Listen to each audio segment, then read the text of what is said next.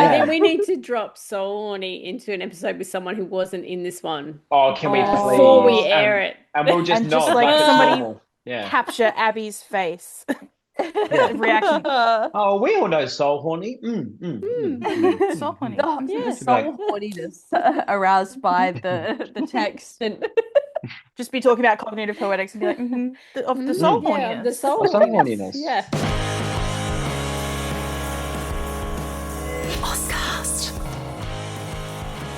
Amy and is a podcast that explores all kinds of bookish things, and that can include some pretty adult content.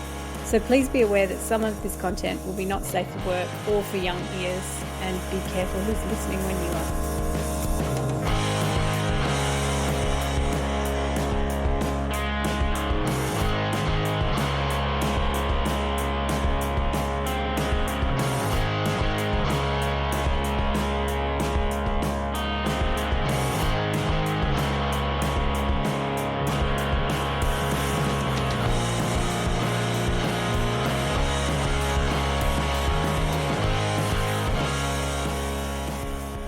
Welcome back to Amy and. I'm Amy Matthews, and I'm here today with Harry Stewart, Hi. Millie Heffernan, That's me. and Payton Hogan. hi. And we are meeting today on Ghana land. As always, beautiful Ghana land. It's a bit wintry and cold here today, but it's still beautiful. I'm in Tantania, Adelaide, down by Karawura Parry, and I want to pay my respects to elders past and present, and to extend those respects to any other First Nations people who might be listening to us today. I also want to acknowledge that this is a country of abiding storytelling and knowledge through storytelling, and that we're really, really, really proud to be part of that today. So welcome, everyone. Hi. Hello. This is going to be fun. Everyone's a bit quiet. Yeah. Everyone's there. It's that time of semester. It's that time of year. We're doing Queer Sci-Fi this month. I don't have my book on me, but we're doing Alison Evans' Ida. I think Harry's got it. There you go. I'm about halfway through. So those of you who don't have your copy yet, go grab your copy, because we will be doing book club at the end of the month. But today we thought we'd delve into one of Harry's research interests. Oh, yeah. And so we're going to actually look at fan fiction. And actually, Millie, you're quite knowledgeable about fan fiction too. I'm not. Yes, So not in a research way, just in a personal in a way. fair I'm the way. opposite. I'm not a reader. I'm not a reader of it, but I'm a researcher of it. Well, I'm super looking forward to this because I'm going to ask all the dumb questions because I'm fascinated Same. by this. So No all dumb questions. that's kind of, I think for those watching at home, Peyton's cat is getting a bit X-rated for us. It's literally her awful. It's the weather. It's the weather. All the cats in this house are crazy too. I'm just like eyeing them off to the side, like, don't you do it. Don't you do it. I've locked mine out, but I do think Beelzebub there is getting into slash fiction already. I just keep thinking of the Limp Biscuit chocolate starfish. You know? Oh, yeah. Oh. Limp Biscuit reference. Oh, and then which one have you got there, Millie? This one's Leto. He's the Hey, orange cat, Leto. so he's already Aw. crazy, and I just then the love that weather they're makes him all- extra crazy. They're all tail today. I think there's a full moon coming up. There is it's a blue There's moon something. actually. It's Oh, Oh, there we that's go. not Something good. in the air. Yeah. Yeah. Anyway, so we thought cat's given we're butts. doing That's what's queer in the air. sci-fi, we kind of wanted to talk about fan fiction, and we have got like zines coming up soon, and we do kind of circle fan fiction quite a lot. That we might talk about slash fiction, given it's sci-fi and it's queer, because that is literally my entry point into knowing about fan fiction was Spock, Kirk slash fiction. Yeah. Wasn't It's that also- the origin of it? Is that It right? is. It is. It's the very, very beginning. Yeah. All right, so 1967. So Wow. Yeah. long, long ago in a galaxy far, far away. Far, far Tell us- away. Tell us what happened. That's the wrong franchise, I'm aware. But, you know. I was I like, had- Amy, be what? I careful. Had to get the Star Wars reference in there somewhere. Kirk and Spock, Darth Vader. They love Yeah. each Oh other. man, imagine that polycule. Imagine Oh, that. That It's must lots of exist. It would. Surely there Everything are some. exists. Yeah, there is There's lots of definitely Star fan Wars fiction stuff. there. Oh, yeah. Yeah. But yeah, I think Anyway. it's like 1967, and obviously because my research focuses on like female authorship in the gay romance space, in the male or male space, I went all the way back to be like, where does this come from? Like, how does it start? And then just rabbit holed for like 2 months Yeah. down the That sounded way pile. dirtier than you meant it to. The Amy, Spock hold behave. right down into like the origins of it and just how popular it was. But yeah, slash fiction is literally just the idea of putting a slash in between two characters and like pairing them together, essentially. Yes, whereas And the doing ampersand is more yeah, representative of like just friendship or in general relationships, and the slash came to represent romantic and sexual relationships. But they yes, used Oh, to be right. used yeah, interchangeably, but at some point, I guess we were like, there needs to be a difference. And it's also important to note or interesting to note that slash, I feel like people can use interchangeably these days, but slash originally it describes purely male fan fiction, yes, and yes. then female fan fiction is called fem slash. Mhm. So creative. And then Oh. there isn't really a name for het slash because it's It's like just all things, I suppose ubiquitous. it's just the Yeah. regular fan Yeah. fiction. Um, but So, yeah, where does the evolution like? Because now we would say shipping, right? Is there a difference between slash and shipping? slash is Yeah. still, I feel like, overall considered to be specifically male, or maybe sometimes people might use it as shorthand for sapphic fan fiction, but still I feel like people still tend to use the term fem slash. So slash is mostly male romances, whereas shipping is any two characters like your little dolls, you want to put them together so that they kiss, or so that you're Yeah. Yeah. like, I want to explore their friendship, whatever. So, But like shipping he, is when you're a kid, and it's like He-Man meet Barbie kind of shipping. Mm. yeah, Right? Yeah. what And then if? also, I think socially, like in term, like from like a verbal communication standpoint, there shipping was like what we were calling it socially in like conversation and stuff, as opposed to being like, oh, I'm gonna slash Amy and Payton together. Like it's like, Yeah. oh, it's a bit Mm, different when you Sounds a say it. bit However, violent, doesn't yeah, but it? shipping them together was like what you would call putting these two characters Yeah. together. But Did, now I think it is used in fan fiction spaces to like this is a ship story, so not did you necessarily in a guys ever watch Star Trek? Were you ever yeah, Trekkies? Yeah. yep. loved Yeah, Star yeah. Trek. So have you got a Loved. favorite? Like where did you come in? Which series? Oh, Patrick Stewart's, which is Yeah, Next Next Gen. Gen yeah, Next was next the Gen. gen. first I ever watched, I think. Yeah. And I went back to watch the others, and they just I don't know, they just didn't hit as much as The thing is, everyone has their entry point that becomes their yeah. canonical Star Trek, right? Because I also Um, watched all the new stuff, and I like all the new stuff, but that is very controversial as an opinion because All everyone's the like, very new Ah. stuff. yeah, the very new stuff. I like all the new shows, and then I liked the new movies, but that was Me just because Chris too. Pine was in yeah, I it, and liked yeah, I mean anything yeah, with Christopher anything Pine with is Chris good. Pine in it. And Benedict Cumberbatch, I love Benedict You Cumberbatch. could ship him with a block of wood, it would be fine. Yeah, We'd be yeah, I right in don't give a a shit. inanimate object kind of era again. I even watched Ooh. Into the Woods. That movie was awful, but Chris Pine was in it, so I was You in. don't like Oh, Sondheim. They true. never like musicals, Millie. Oh To be God, fair, the Into the Woods movie was terrible. You should Yeah. watch the stage play. Yeah, yeah. that movie was awful. But The every time movie Chris was was on screen, I was like, bad. oh, Oh, he is a prince.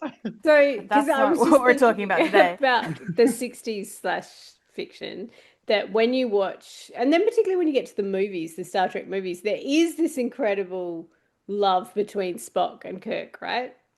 But It's they kind of pull it. platonic friendship in the show, Yeah, they and make it they so they platonic. stress like Kirk's, uber like Mm. being a pants man, but there is this like the one, is it the Wrath of Khan where Spock dies? There is Yeah, Yeah, yeah, that yeah. great yeah. death scene where they like clearly deeply love each other. So I can see how it emerges from there.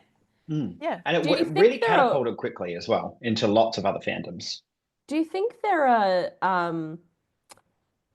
differences in how writers and directors are approaching a story versus how the actors themselves are approaching it? Like, do the other actors in on what's happening and in on the shipping ever, or is I there a think they greater are. disconnect?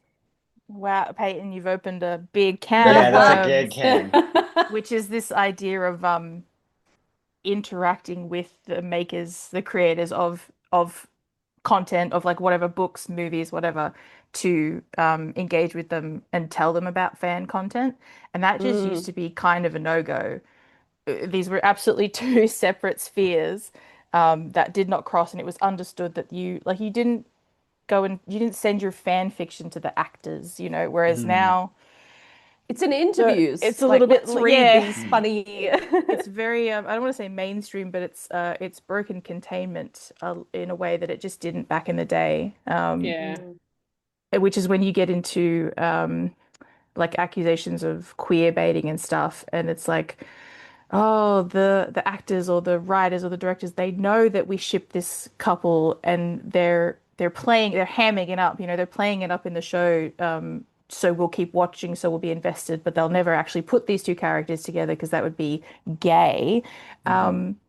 So yeah, there's a huge history there actually of engagement with writers, actors, and like some actors love that stuff. Some actors, like I know that uh oh my God, what's his name? Kirk, William Shatner William Shatner. was resistant to it, quite resistant in the early days, and then I don't know, as time went on, he was fine with it. I don't know. Whereas Leonard Mm. Nimoy was always like, I understand, I know where this is coming from, and I understand that this is important, and love to all the fans out there who are shipping and writing and all that Mm. sort of stuff. So there's so many different instances, like, and you compare that to a show where they're not together, what we would call like they're not a canon ship because they're not Mm. together in the actual Yeah. media.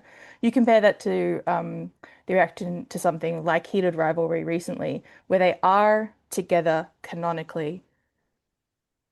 So then the reaction from fans is maybe not different, but like I don't know what I'm trying to communicate, but like fans feel more correct, like objectively, Yeah. about being like, this is my ship, this is the right ship because it's canon, because they're actually together in the Yeah, TV right. or the Yeah, Oh, book. okay. Yeah, yeah. Whereas There's a back sense in of the day, that authority didn't over it. matter. Like, that's not the point. Yeah, Yeah, so Um, true, yeah, so yeah. true. And also the fact back in that, like 1967 when it all started, it was like people couldn't believe that this was being done Yeah. about what was mm. two heterosexual men that were very popular in popular fiction at the time, in popular media, and like they were so successful. Like Kirk and Spock is so successful. Then there was like Starsky and Hutch as well. They were, it was like, oh, there's like not like brothers, but they're kind of like bros, and they were very popular in Slash as well. And So it I would was imagine Frodo and Sam, because you're a Lord of the Rings fan, because so much Frodo and I Sam. remember Sean Astin saying that when they were filming Lord of the Rings, there's a scene where Frodo wakes up from a coma or whatever, and Mm, and Ian McKellen said to Sean Astin, "You need to take his hand there," because in the book he takes his hand, and that's a mm, really big emotional moment for people who read them as a couple. yeah, he And mm. basically was like, the fans will be looking for this. Well, yeah, yeah. Yeah. so It's so it's interesting that interesting. loop. Mm, Yeah. It's so interesting to think about how the blurring of the lines and the breaking containment, like you were saying, Millie, has affected attitudes from people within the fan fiction space about Mm. like maybe some conceits about what is the better slash fiction or mm. what is the more legitimate slash But see fiction. Yeah, that, yeah, legitimate. that gets Ah, exacerbated in comics as well. That people push out after major yeah. franchises have hit the thing as well, because they will run with what is perceived to be the most popular alternate universe, or what if we Mm, start dropping in lines into comics Uh, here about like what's going on in popular slash fiction, yeah. so that people buy and then they want to see if that's the next wow. installment, and it is like it's a full snowball effect where it It goes sort and of goes and becomes goes and an goes. ecosystem, right? Yeah. Mm. Like where And it you've got all also these bits. it enrages audiences when it's not respected. Like Yeah. Mm, if they go into the canon to deliberately and put in things in the canon to deliberately destroy that storyline that has been building so much anticipation over so long because they don't want to write it or they don't want to acknowledge its origins and give credit where credit's due, then that enrages audiences and people will be pulling out left, right, and center from watching, from like engaging with a lot of what's going on. Can I ask a mm. naive question? When it so early kind of slash fiction, was it um kind of written by queer people for queer? Because like you think about the time, there's very little queer, no queer representation that is Mm. positive, right? So it's a way of kind of claiming space in a subculture to kind of go, I don't see myself. I would love to see this happen. Was it queer or was it always a mix of queer people and straight people doing Yeah. it? I think it's both. Yeah. It's always been both. Mm. I know we tend to fixate, like, I don't know what the exact stats are, but I know we tend to fixate on the straight woman of it all. But it has always been both. There has always Agreed. been queer people writing, because that's your what if. That's your, oh my God, what if they could put them together on Yeah. a screen? You know, here's what I would do if they'd let me write for Star Trek. So yeah, Yeah. always been both, I think. Because Yeah, it's I so agree. late that we get representation, like so late. Like I remember when I was young and, you know, Willow and Tara happened on Buffy. It was such a Mm. huge deal. I would think I was maybe just graduated from university at that point, and it was just such a huge thing. And then obviously it does not have a great It ending. does not, yeah. But It, but when it first, you know, when the episodes first aired where they got together, it was seismic because you just didn't get to see that kind of thing on And mainstream TV. even before they got together, by which I mean, you know, used the word lesbian or whatever it is that, you know, that The episode. coming out scene where she comes Yeah, out the to coming Buffy. out, you know, Yeah. episode. There's implications in the, like, there's clues in Mm. the previous episodes that show that they have been together for a while. And mm, so I've read a, oh, I wish I could remember where I'd read it, but I read basically someone's retelling of the time, because they were also growing up with Buffy, and saying, you know, in the queer community, in the lesbian community, they were going wild because they were like, do you see this? Do you see, like, all these Yeah. clues, like, because they were going and doing spells and potions together and Yeah. all this sort of Yeah. stuff. So mm.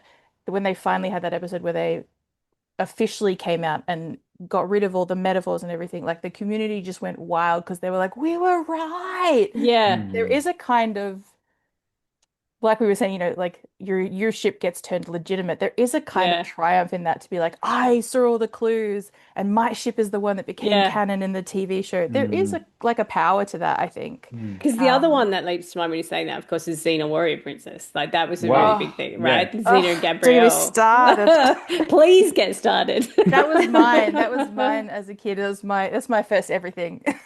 Everything. First thing I went looking for fan fiction over, you know, queer way, you know, all that sort of stuff. Um, but yeah, the exact same thing. You're so right, is that the fans the whole time, for all whatever it is, 6 or 7 seasons, Yeah. crazy amount of seasons, were like, this, we're not crazy. Like, I see all these clues. I know they just can't put them together because TV and whatever, heteronormativity. And then, you know, they kind of get a They little, you kind know, of like they it sort got of get their got bit at the slightly end. more explicit. But the actors the whole time are like, yes, we see Yes. you. Like, Yeah. absolutely, we see you. So yeah, you're right. It's exactly the same thing. Yeah. Because I remember one of my close friends was just obsessed. Like it was just her favorite thing in the world. And she had the posters and just like had all the romance reactions watching Xena. And Yeah. yeah, it was really beautiful, actually. Mm. Really lovely to watch. It felt very, I don't know, that era just felt like, oh wow, okay, you're starting to see things finally. Yeah. Mm. It's amazing how it really sounds like fan fiction and fandom, that whole community has really driven um, queer representation in the mainstream. Like it may not have actually happened if not for that community. Mm. There are a lot of people who will say that their exposure to, you know, slash fem slash whatever, in fan fiction did open their eye, like, changed their opinions on, like, they were homophobic before and it changed it, Mm. you know, and people are like, oh, that's so stupid that you had to read fiction about these male, you know, these characters to make you realize that homophobia is bad. But then it's like, well, it's still better than the Yeah. Not, alternative. yeah, Yeah, yeah, Kind yeah. of, I yeah, think, like, let's It's not kind of the power of discount it. fiction. There's, Yeah. yeah, Yeah. yeah, It's like, yeah, exactly. It's the power of fiction. Just because it's not in a book, it's just because you're yeah. reading it off your computer screen. But that's why they're called transformative works, right? It's because the idea is Mm. that even though there is plenty of straight fan, I've never read any, but there is plenty of straight fan fiction, and there's plenty of what we Hmm. call gen fic, which is just the fan fiction, but it's not about shipping. It's not about couples. It's more of an explorer, like, you're exploring the relationships or the world or Yeah, lots of world whatever. stuff now as well. Yeah. Yeah, but the idea is that you're seeing whatever the media is that you're engaging with, and you're seeing a lack of something, or mm, you're seeing something that you know could be improved, and you're transforming it. And so that's mm. why they're called transformative works.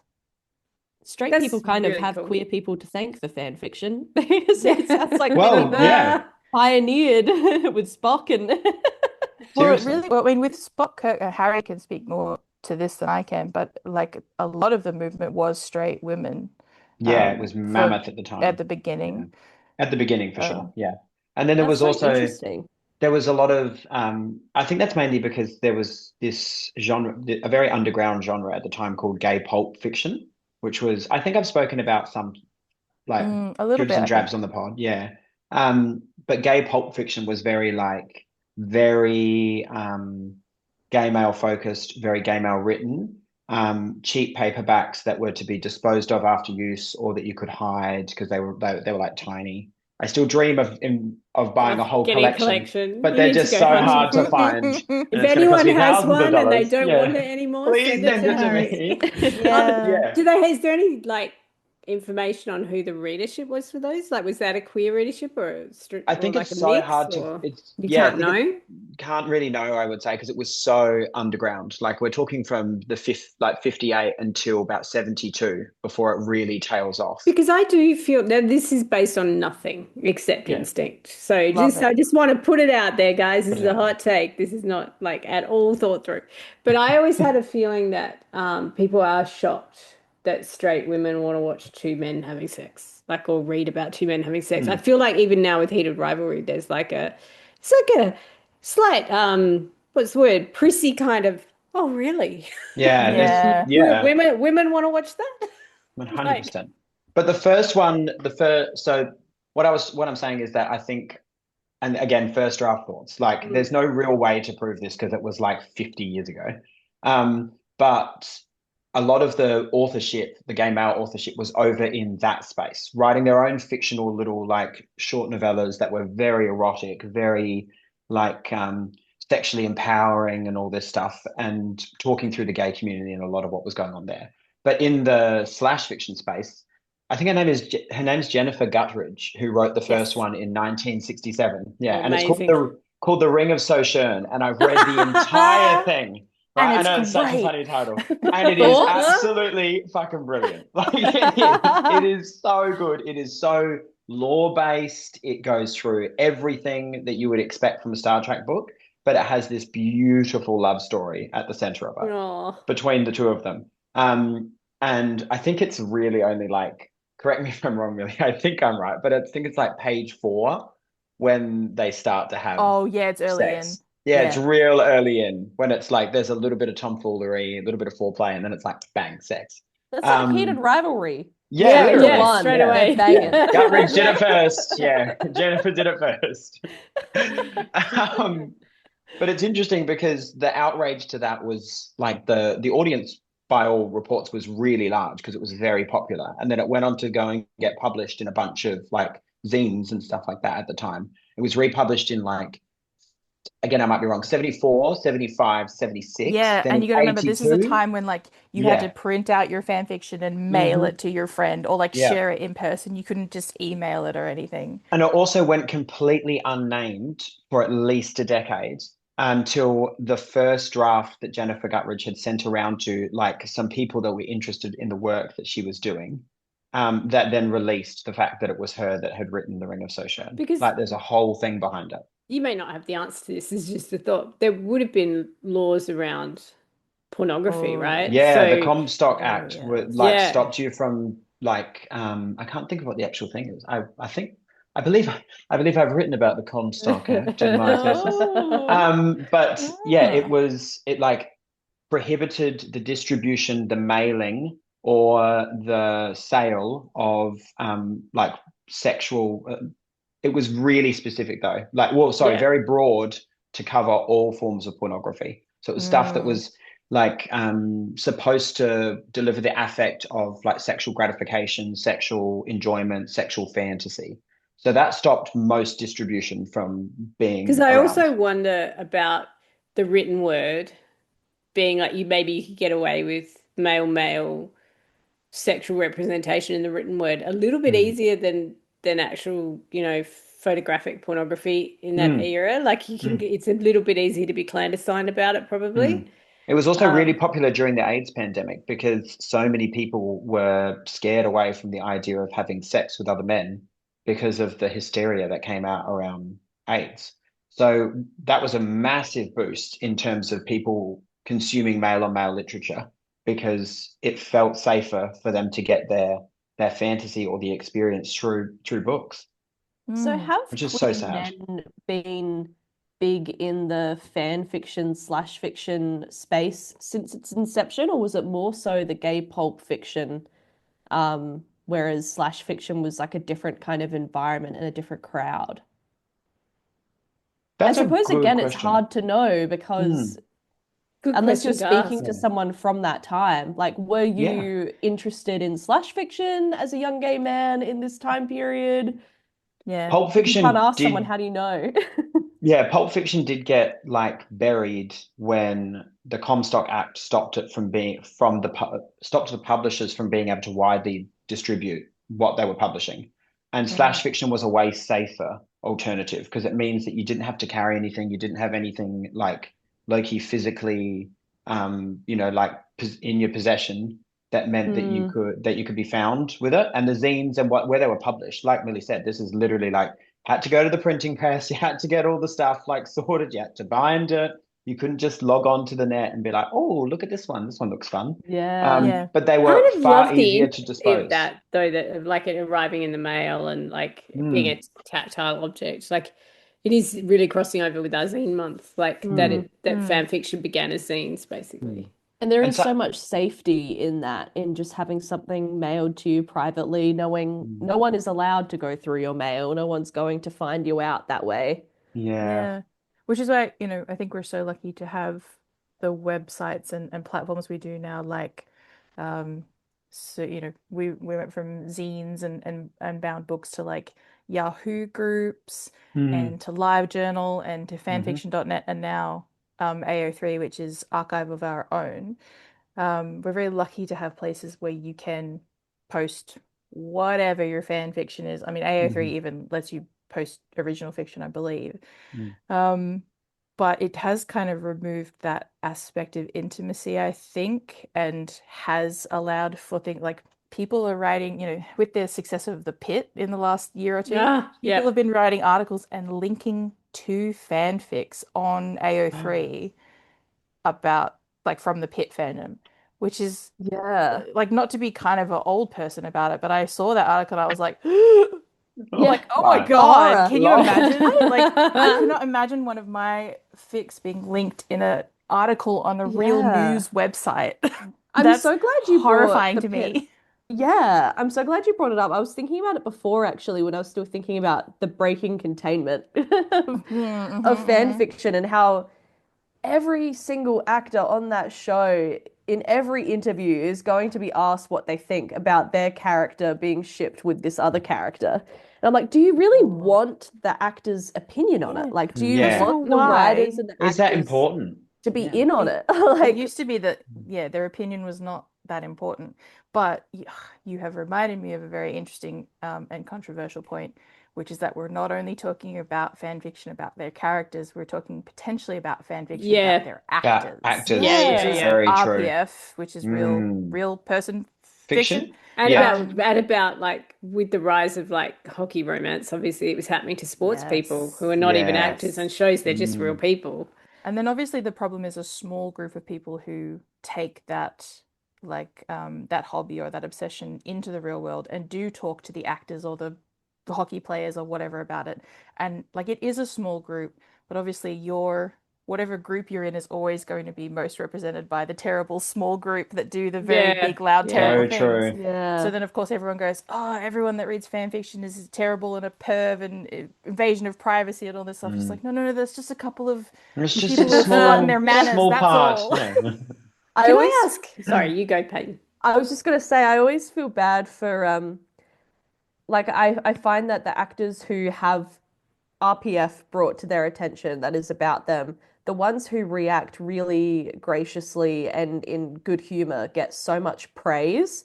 And I'm like, well, would you be upset if someone was uncomfortable with it though? Like, isn't that fair? I know, but Yeah. it's the way women get treated though, right? Like if you don't like unwanted attention, you have to kind of laugh at it. And it's like we're Yeah. grooming them Mm. into that kind of response. I was going to ask, this is really projecting it on, but sort of the next level of this because I saw one of those evil billionaires who owns an AI company talking about what he thinks the future of like entertainment is. This is Sam Altman, I can't remember which one it one was, of but I them. think it was Sam Altman. But they were talking about how, it will get to the point where you'll turn on your streaming service and you'll be like, I want to see No, Titanic meet, I saw Uh-huh. yeah, this. Titanic meets Star Trek, and Oh. I want to play the hero, and I want to see, I don't know, Timothy Chalamet as the love This is interest. literally the Like, path towards maximum disassociation. yeah, it's Like awful. it's Yeah. And it's so fucked not. up. But I was thinking that seems to me like where fanfiction could steer some elements. Because I think a lot of fanfic actually is people who love to write. Yeah, They I actually agree. just really love to write. And we get a lot of So many great undergrads writers. who've been writing all through high school. Like they Mm, just, mm. that's how they get into it. They write It's their Harry good. Styles It's good fanfiction, practice. or Yeah. they do their, I'm not gonna lie, the people that I've never written fan fiction in my life, but when I listen to somebody that says that they've read fan fiction, then I read their work, I'm like, fuck, I should have been writing fan fiction. Like you Yeah. are so much, you're a way Can better I writer than say, I trust am you. because you had as so somebody much who work. teaches, I'm just going to say you just have to write. Like I think Yeah, the thing about yeah, fan fiction writers is they write that's right. hundreds of thousands of words, Yeah, and yeah. you just need to write a lot. But I was thinking, so you've got the people who will never stop writing; they will always Mm. write. But then you've got people who love to imagine themselves, like self-insert, imagine into the world, or ship characters who I can totally imagine them sitting down at their streaming service and doing that, Yeah. like creating that world, and then thinking about that blurring of like if you are talking real people, like if you're saying put Timothy Chalamet in it, or I don't know, Florence Pugh in it, or you pick an actor, um, that's kind of weird because that's not a character. That is a person that you're That's a sticking person. in your Yeah. fantasy world. Yeah, Oh. yeah, for sure. Which I think is so different to, yeah, it's interesting, isn't it? Where we put the boundary. Because I think writing self-insert fan fiction, even if you're writing about you, Amy, and him, Timothy Chalamet, the man himself, I think writing the fan fiction is fine. Like, who cares? It's Because it's words on not a him. page. Yeah, It's because not not him. Yeah, him. because it's Yeah. not Yeah, him. But yeah, when you put, yeah, the AI-ness of putting him on a screen and then putting Yeah. you in the screen, that is weird to me. That It does would feel Mm. weird. it would be so weird to watch yourself, wouldn't it? It would be so Oh, I don't know Truly. how actors do it for like whole movies. That's And that's the thing. I think most of them don't. I think most of them go to their first Yeah. screening and they're like, Do you guys ever watch the no, YouTube of us? I no, don't. I've I've never watched it watched a no, it. couple I of times. do. Why do I I'm sound Well, you really like do. weird You like do a lot that. of editing. I do Yeah. editing for these as well, and I really don't mind it so much. Oh, I I think if can't. it was just me, it would be weird. Yeah. But because it's a lot yeah. of people on the screen, it's probably that's why it's Yeah. fine. And But I when you're also, being Mm. yeah. yourself is different from like if you're Watching someone watching else. yourself Oh as I a know. yeah. character. Imagine watching me having said something, Millie. If I'm like, I want to put Millie in Lord of the Rings. Oh my. No, AI is bad. Yeah, I would be honored. Oh, Harry would be in there in a minute. Yeah, He'd have a blonde wig on. Those yeah, elf ears I'd would be be looking on. great. But there's also a Put difference me with between, Orlando Bloom. doing something like that for fun, for funsies, and being like, Yeah, haha, now I'm Yeah, carrying yeah. the One Ring or whatever, yeah. versus doing You know that and what? then Go trying and to pass it off cosplay. as art. Yeah, Yeah, go and yeah. cosplay if you want to do that though. Yeah, Like cosplay in the dress up forest in a like the rest of costume. us. Yeah, Yeah. exactly. Get your LARP sword and pretend there's orcs. Okay, That's right. Sew your going own out to elf destroy the cloak. planet. Yeah, and pollute a bunch of like American water so that we can like come on. Yes. So Yeah, frustrating. You use the Yeah. word art there, like because, like, I mean, my gut instinct is that fanfic is like all writing, that it runs the gamut from art to trash. Like, I feel Oh, like that's like 100%. Oh, every 100%. genre is like that, right? Exactly. 100%. But like with books, because we do have like AI has infiltrated every aspect of the world, so we do have conversations about AI in the fan space, and I would say that the majority of us are like, boo, get it out, get it out. Yeah.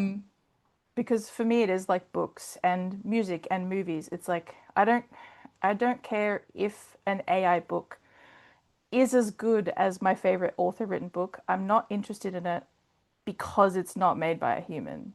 Yeah. Like that is the distinction. That's I don't very care true. if it's the best book ever written in the I world completely ever, agree. objectively. Yeah, I'm not interested in it Yeah. personally because it's not written by a human. And Can I There's I feel the two same way parts about to the art. fanfic. Can I Yeah. ask a question though? Like, because at the moment we've got large language models, which are not sentient they're just a collection of everything we've ever done. Like it's just They learn a from us. pastiche, right? But Yeah. if there ever was sentience, would you be interested in a book by a sentient creature?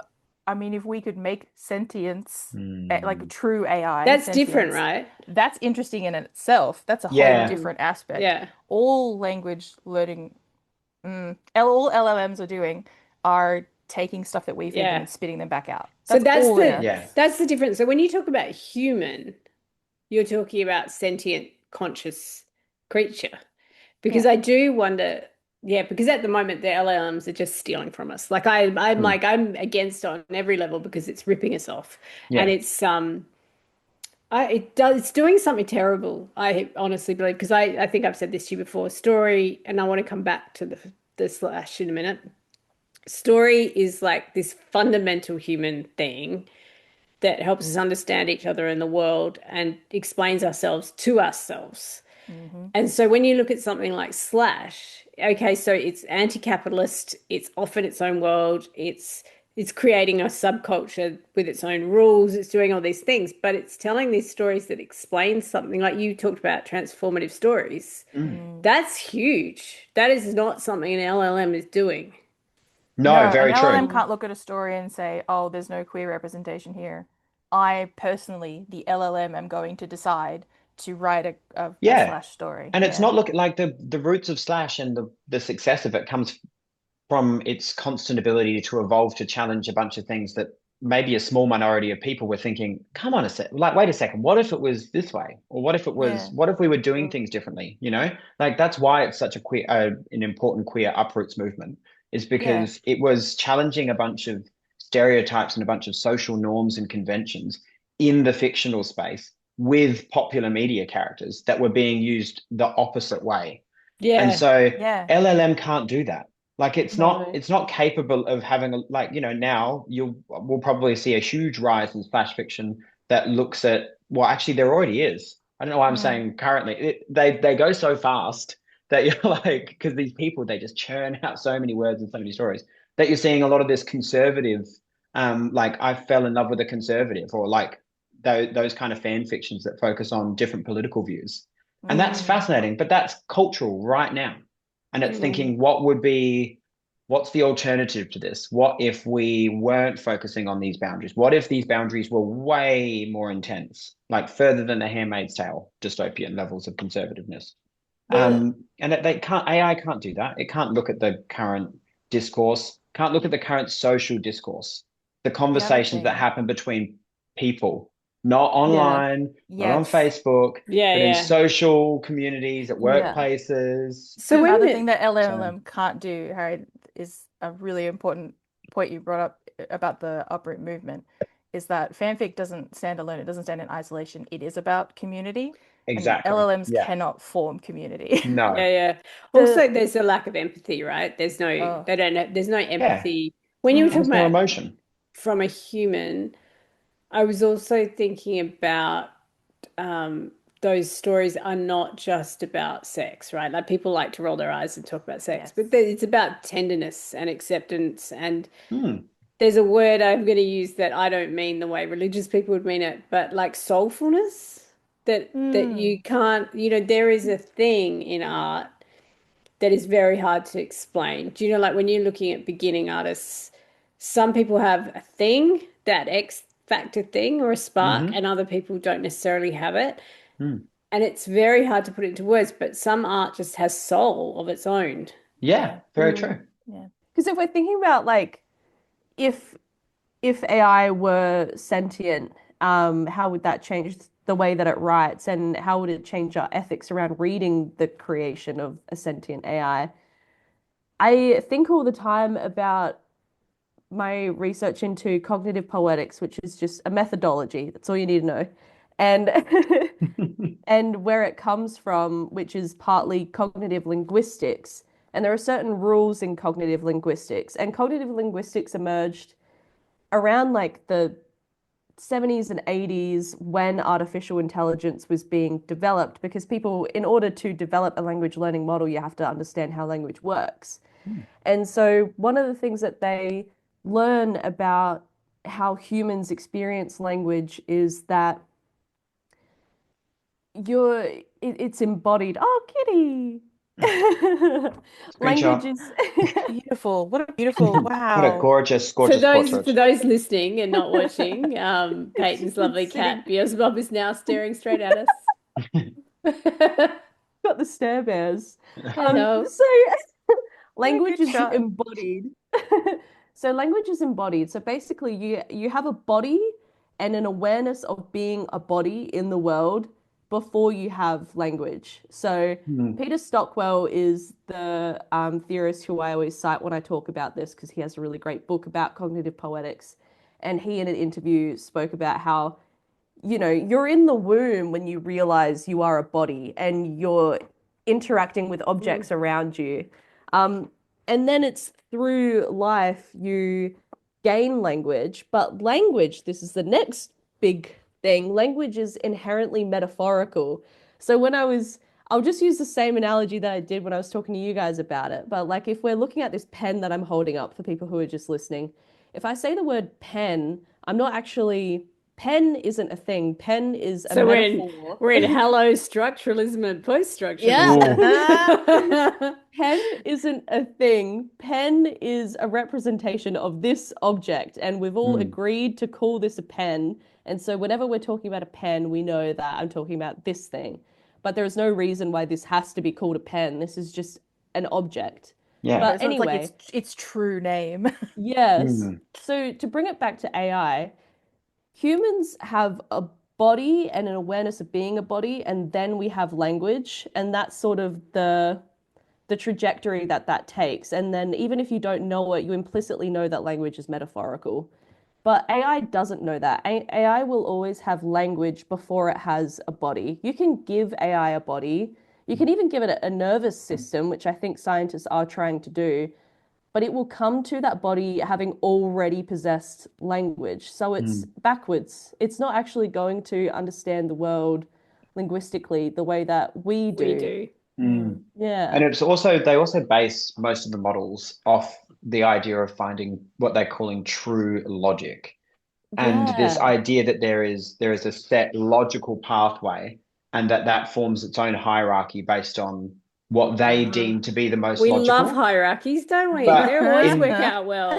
But as humans, logic is not something that can be defined or instantly determined.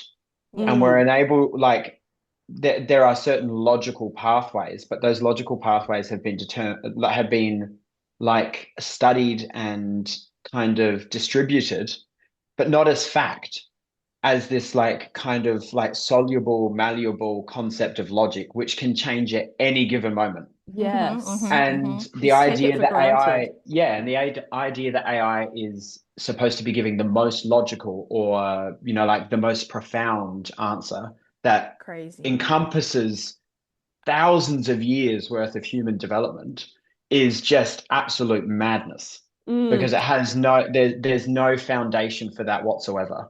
I mean, I think that personally the scariest thing about LLMs is that they're based on us. Yeah. Oh, And, yeah. like we are terrifying, and it's collecting all the dregs of Yes. us into one cesspit. And let's be honest, the people training these models are not, you know, the ones that we want. Moral Things, purists. yeah, Well, like, yeah. you know, like, I can we think- get some of the really great, amazing humans out there to help with these developments I'm not so that sure it I has think it was a something? good No, I idea. think the ethical ones would just pull the plug on the. Yeah. Yeah. Let's not do this. I just think God. that AI should not, LLMs and eventual AI, if we ever make it sentient, should not be allowed to write, not just fan fiction, especially fan fiction, but should not be allowed. Hold on, let me get this clean. LLMs and then eventually sentient AI should not be allowed to create works of fiction or art until they can get horny like some humans can. Obviously, not all humans Agreed. do, but I do Agreed. think even people who don't get sexy horny can get horny of the soul, you know? So Yeah, soul horny. True. until an AI can do that, they should not be allowed to make art. Or, and I Yes. also agree until they can feel compassion. Yeah, Like, that's what Yeah. it really is. yeah, but I passion. like soul horny is good. I think that should be the title of Soul this horny. episode, Getting Soul Horny with Millie. Dang it. Retreats available next year. That's how we make our money. That's how we monetize the pod. But we don't want to go on a retreat because we're all introverts. So instead, we'll mail it to That's you. true. Yeah, You we'll can mail get all the horniness in the mail, like an Millie's 1967 We'll do an slash. online Yeah. course. Millie's guide to soul $7,000 horniness. for a 10-week Hell, course. just ask your LLM for it. Save us the effort. Yeah. Anyway, back to slash. Come on, Back to Harry. slash fiction for the wrap up of the episode by this Yes, point. and on that Jesus note. Christ. We have actually still got 15 minutes or so, Oh, guys. thank Come God. on, get on it. I was like, wow. We can turn God this damn. around. No, I think that was a great way to bring it back, though, because yeah, unless you Well, have a just 'cause body Amy- first and then language, was- you won't have compassion, was theory of just- mind, or horniness. Yeah. Yeah, Yeah. well, soul horniness. But I also thought like that extension was what is fan fiction is really what we're coming around to. Well, yeah, but Is if it starts as we're mailing things out but then it's not what it is now, like the community, right? What it starts as is an individual art creation that is sent out That's- much the way a book is. yeah. And then it And has it's- evolved into these spaces, like you said, Millie, which are so community driven. Yeah. And it's all about identifying things. That's like slash fiction doesn't exist without identifying something that is there but may not be there, is Yeah. there and is eventually going to become something, or probably needs to be talked about in a greater depth. Yeah. And that's Yeah. like it's the core of the whole idea. It's not like I know some basically- people just mash characters together from different And that's universes to also be like, fine. and Yeah. yeah, Kiss. What is it? My blowbos. Kiss. Yeah, yeah, that's right. You're And that's identifying a fine. desire for something, Yeah. and AI can Yeah. only be instructed to do that. So you're already doing the work for it anyway. Exactly. I'm sure people What's ship the us on the point? podcast all the time. You know, Oh. as media icons. Okay, At least ship our understand? souls. No. Hey, that's a nice question though. Like, who would you ship in? Like, what are you watching now? In Amy and- Like, no, in like text. Like, if you were to write a slash now or a ship or a fem slash, is there something you're watching right now where you would be driven to ship people? I really enjoy the shipping of Charlie, Swan, and Carlisle Cullen. Yes, I that keep people getting do. sent That's- TikToks yeah. by my friends, the TikTok edits of those Love two, that. which is so funny. And that's a great example of like shipping isn't always, not that that can't be serious, but like it's not always serious. Sometimes it is just like, what if these two guys Yeah. kissed? But also unknowingly they're doing something interesting in that. Because yeah. the reason that you're trying to that they're like, oh, this is like an odd pairing, let's put them together, is because they're often on complete opposite sides as characters, or they're very, very different as people. So it's doing its own social experimentation in a fictional form, but they just might not be aware of it. And so it's contributing to as transformative as like fan fiction is and can be, like we the community like still follow like social and cultural trends 100%. Like you said, Harry, like when there's a rising conservatism, like you will see it reflected in fan fiction, whether people realize that that's what they're doing or not. You absolutely, and like That's so there is discourse that interesting. we always come back around to in fan fiction. Like the top ones are why, you know, it's always in list of like how many fanfics there are per couple ship, like per show. It's always the most will probably be straight, depending on what the show or movie is or book or whatever. Then slash like male, and then female. And so the argument's always why is there always less sapphic, as it is with the whole world. Why is there less sapphic?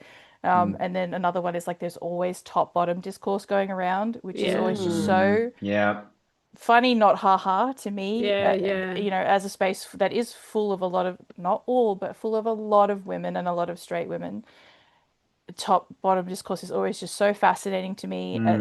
To as people who are not part of that community, to be watching them have discourse about it and just be like, hi. But it's they loop around all the time. Yeah, Yeah. it is doing It's a pocket something. of Yeah, culture, we're doing yeah. exactly what culture out here is doing, Hmm. but we just have our own little things that we keep returning to time after time. And you stay in fandoms long enough and you see them start to cycle, and then you see young people come in and go, has anyone thought about Yeah, this? And yeah, you're like, yeah. Yeah. yes, we do Yeah. this every 10 years. Yeah, yeah. Welcome. Yeah. Let's hear your opinion on Hey, it. baby. Yeah. I'll tell you who I'd ship is like Penelope and Eloise in Bridgerton. Totally Oh, normal yeah. That's a couple pretty people. easy one. Yeah, lost That's a opportunity. pretty That's very fair. They have Yeah. chemistry. Yeah, Like they would have worked. Yeah. that's fair. I And they remember also have reading. tension as well, like Yeah. so much tension, and yeah, that's a good one. And Yeah, different families, lots of. not a Colin fan. Didn't think that worked. No, it was the lip flip. It was the lip flip. I What? couldn't get past it. I couldn't. I'm so sorry. I was like, oh God, what is he like? Was it done the week before shooting? Like I just couldn't. The side profile in the carriage. That's when I was like, and off this goes because there's no dreams about kissing this man. That's Like unkind. it's We like it should- would like touch the Harry. bottom of the nose. Like I'm I- sorry. I was I like, am "Ugh." very interested in how plastic surgery is ruining film, but We need to do an episode that's on another that. episode. Completely different. Yeah. I think we should save that one because I have thoughts. That's an After Yeah. Dark, maybe. Can we do a full Yes. 30 minutes on veneers as well? Because Yeah. that's driving me nuts. That is so bad, and particularly in That's- historical fiction, it's Oh like, oh, my Lord. I know, give me right? He someone should with have some a real wooden teeth. front tooth. His front tooth should be. This is George Washington's It's just era. that He should be fucked. It's when they're too big for their mouths. Oh, I know. And the they lip push barely them. goes over it. Oh my God. We Yeah. really Oh. segued now. Come on. Anyway. Anyway, I remember reading a fan fiction about, there were two actually, because obviously I was a Lord of the Rings person. So I remember reading one about Frodo and Gollum, and it was this weird, I know, wild. But by the time I got to the end, I was like, what a disturbing read, for starters. But then also, oh, what a fascinating take on a lot of the like corruption and the manipulation that's going on between these two that could characters that actually you don't be see. very So I was like, beautiful. But my yeah, first thought is, ick. God, Gollum would have fish breath. Oh, and Oh. those scenes were disgusting. And then I read another one about Gollum being in love with the ring as an inanimate object, and he does dirty things to the ring. But it's awful. I'd But be also, disappointed if he didn't. if he did, Yeah. yeah. But what a fascinating take on, again, the corruption that was going through him. So I was like, what started out as a really silly idea, and I was interested in because I was like, this is ridiculous, ends up coming full circle to actually being a brilliant take on some of the things that you don't get to see in the fiction or in the films or in any other adaptation. And you're like, this was the purpose of the fanfic. Like, You know what I whether or think's not they interesting? realize it or not. Is going back to you guys talking about, I was thinking about you as a fan and then what you bring to that when you read, and thinking about what Millie said about that weird cycle symbiosis, the way that the fiction responds, and thinking about Star Wars and Marvel and how that gets so entangled. Because I was thinking about how much and I'm going to say fanboys because I think they mostly are boys, have directed the future of Star Wars after George Lucas stepped aside, right? So like that Solo movie, I refuse to watch. I know some people it's their favorite films, but also the new versions, I'm like, wait, like they've always, excuse my language, fucked over the female characters, right? Yeah, I think agreed. Irvin Kershner, Lawrence Kasdan, great with women as directors. I think everything else sucks. And I didn't like, what's interesting is the fanboy's obsession with the Millennium Falcon becomes Solo, where he falls in love with his ship. And I'm like, Yeah. that is so driven by fandom. It's got to And they were be. so pissed off when he gave his ship over to Rey in the new trilogy. Oh, yeah. Bitches. The only But, thing that I will say, I mean, Star yeah. Wars is a fascinating, like the new trilogy, the newest one, is a fascinating study in like, when you think about fan fiction being transformative for queer people and queer relationships. And the most fanfic to come out of that trilogy was Kylo Ren and Rey. And Ray, Yeah. very true. Yeah. So there's just not that it's terrible or evil to ship them and write fanfiction about them, but it is just an interesting point of like, well, it's not always super transformative, is it? No. No. Sometimes it's exactly what you expect, and I that's don't know okay. I don't know if anybody's seen Andor, but that is the best piece of Star Wars that I think Oh, I have ever watched in my entire brilliant. life. Best It's since two Rogue One, seasons certainly. of just phenomenal Yeah. writing Rogue One was and good. just brilliant. And the no, like very little fan fiction came out of that apart from the men, Yeah, like two I have men. to say, and yes, I agree with everything you both just said. And going back to what Millie said about, what you expect. As a straight woman who's a fan of Star Wars, I have always found the franchise frustrating because it is so homosocial. Like it is so Oh yeah. driven by male fandom. Yeah. And so the Kylo Ren shipping for me makes sense because I feel like there's a fandom that forgot that romance was central to Star Wars. Like Han and Mm, Leia was a core driving narrative that brought people to the cinema, invested people in mm, that series. Like that is one of the great romances written, and I would credit Evan Kirshner, who directed the second one, because he used to direct old Hollywood romances mm. as well, and Lawrence Uh, Kasdan, who went on to write rom-coms. yeah. And both of them got the power of that and have kind of didn't forget a female audience too. And I know I'm Mm, being really reductive saying that straight women like romance, but mm. Yes. then Kylo Ren for me spoke to this absolute hunger for a repetition of that. But Well, also, you've he's an said that. incel. Yeah, yeah. Yeah, So yeah, yeah, I Like, yeah, agree with yeah. you. Like I do not I disagree. would not have written it the same way. That's not what I'm Like there saying. obviously there's a hunger for romance there, but like John Boyega was right there. yeah. Like him and Rey's relationship, like so what to me is interesting that it's the Kylo Ren situation that Yes, came out of yeah, that and not that there came a straight relationship out of it. Like that's just Star Wars. Star Wars yeah, doesn't yeah. do queer and And that's No, it's whatever, that's rubbish. you know. fine. Blah. Again, homosocial fandom. Yeah. Yes. But it was the choice of yes, Kylo Ren coming out of that that Yeah, it I was found weird, interesting, wasn't it? It was very which did set the strange. tone for romance a little bit. Yeah. Again, not in like an evil way, but just it's interesting to watch the patterns They had far emerge. too many characters was the main problem. Like you That's One really fair. had to hundred make them. percent. And then Anyway. they wrote every movie separately. Like they're like, what happened in the last one? We should watch that again before we They are write the becoming a next little but bit but one. yeah, Marvel-esque, yes. but yeah, and the Mm, same with Marvel is that like comic book culture was always so reactive to fandom, mm. like very much. And so I think it's interesting that fan fiction has been so powerful. Like you can name so many big New York Times bestsellers now that have emerged from fan fiction and Yeah. slash fiction and Mm. shipping that it's so interesting that feedback loop now that you can look at some of the biggest franchises in the world and they are responsive to those Mm. storylines, but What's going not on? so much the queer ones, right? They Mm. Mm. still remain underground. You're right. It is the kind of straight shipping that gets But even brought if into the they're narratives. not even Yeah. responsive to it, but they will often, with the queer stuff, they'll often just completely deny it and work a way into writing to completely destroy that idea in the fandom and Mm. keep it in the fandom, which is very disappointing because you're always like, oh, well, like a butt tap wouldn't be bad here in this scene. Just to He keep is some of wearing us leather pants, interested. Okay. Yeah. like Like when he passed him his shield, he could kiss him on the cheek. That's a normal, nice thing to do. But instead, like they'll really bro up the character's energy in the next Ah, one if it's very popular as like a ship between two male characters. And I believe it's the same for Sapphic as well. That wouldn't surprise me in the fucking slightest if they just shut down any opportunity I for mean, those I feel characters. like you just don't. The problem on that end is that you just don't get people shipping as many sapphic. Even if these two women have Mm, like insane chemistry on screen, it's just not as popular because.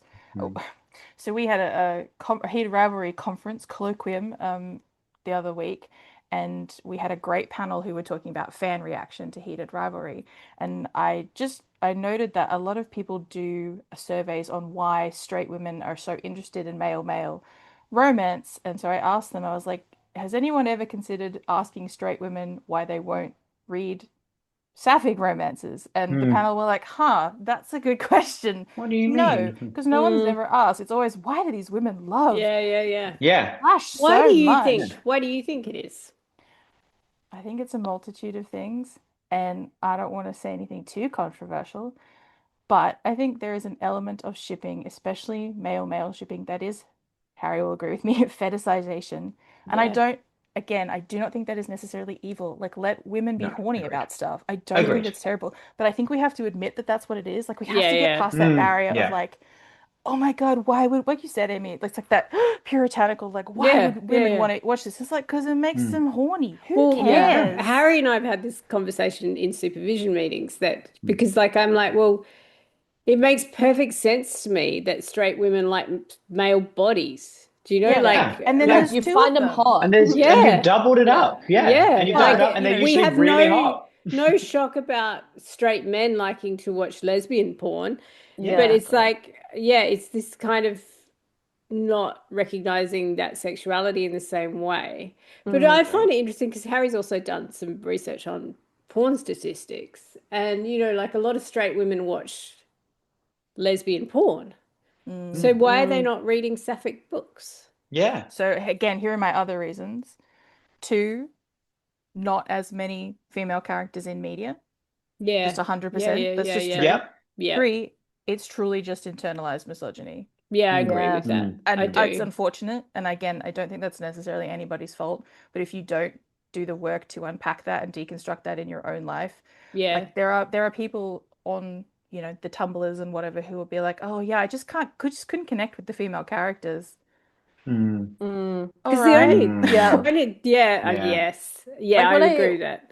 when I think about the pornographic consumption of, can you even call it sapphic? It's like male gazy. No, it's like No. Yeah. Like, girl on Girl girl. on yeah, girl. Yeah. girl on girl. Like, I just think about a whole generation of us have been raised on things like The Cruel Intentions Kiss, Yeah, American Pie Yeah. movies, where the joker's always Yeah. like, how can we get our Wild girlfriends to Things. make Was it out? Wild Things? Mm. That movie with Neve Yeah. Campbell. Yep. That's the one. And Wild like, Things. even Ugh. if you're a heterosexual woman and you're not necessarily attracted to that, that you are learning the taboo of it, and the Yeah. taboo is Mm. kind of the sexy thing, and so Yeah. you might find yourself watching it a bit, Mm. The ship but that not necessarily true. reading it. Yeah, The- so true. But the second you make the women people, ooh. Yeah. Yeah. Mm. So the sapphic ship that I'm seeing at the moment is Hags, but then one of the characters is already queer.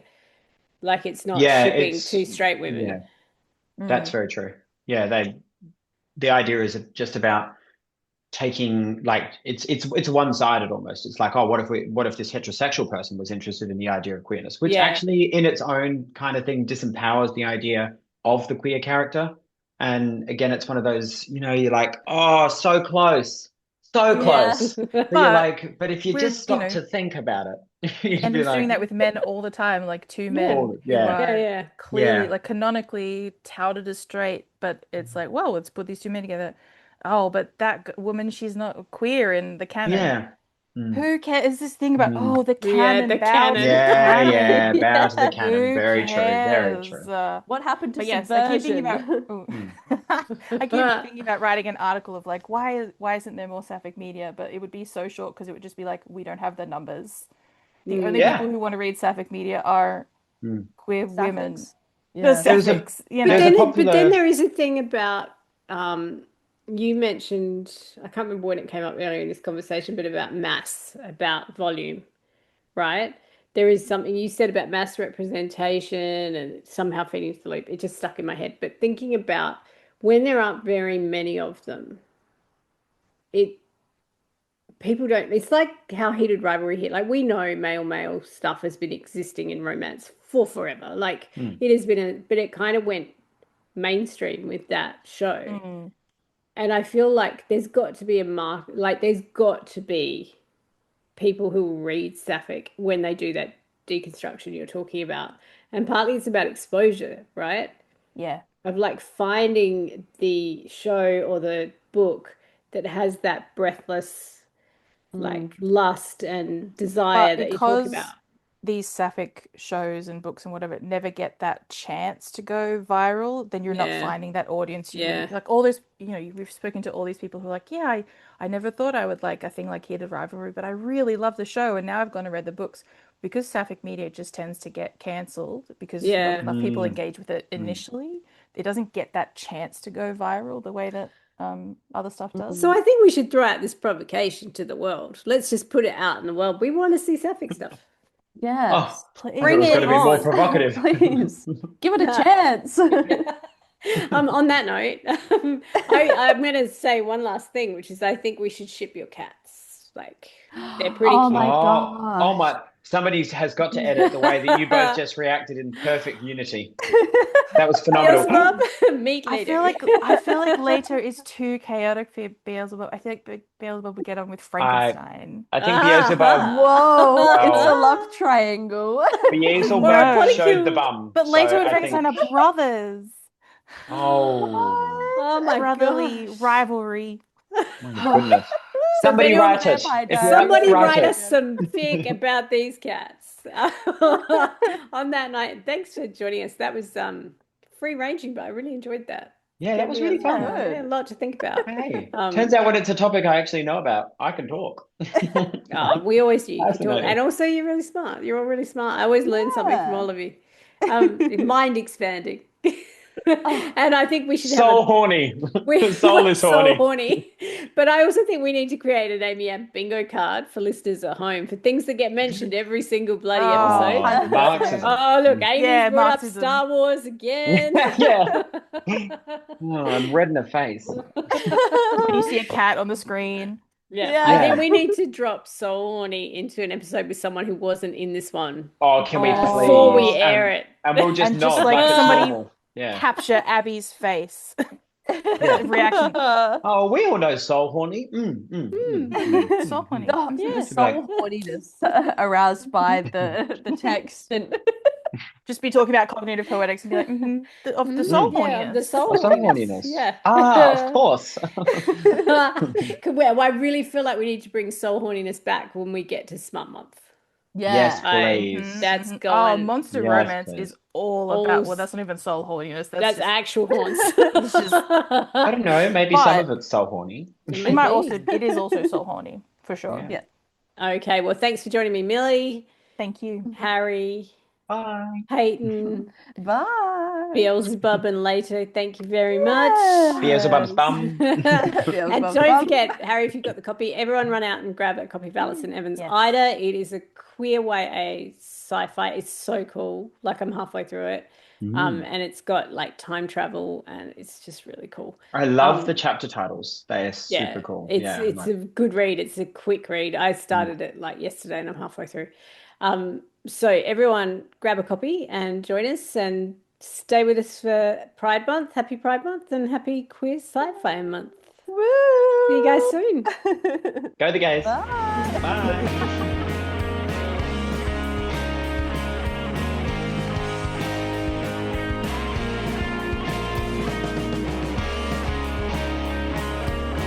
Amy And is hosted by Amy Matthews, Abby Guy, Peyton Hogan, Justina Ashman, Harry Stewart, and Millie Heffernan.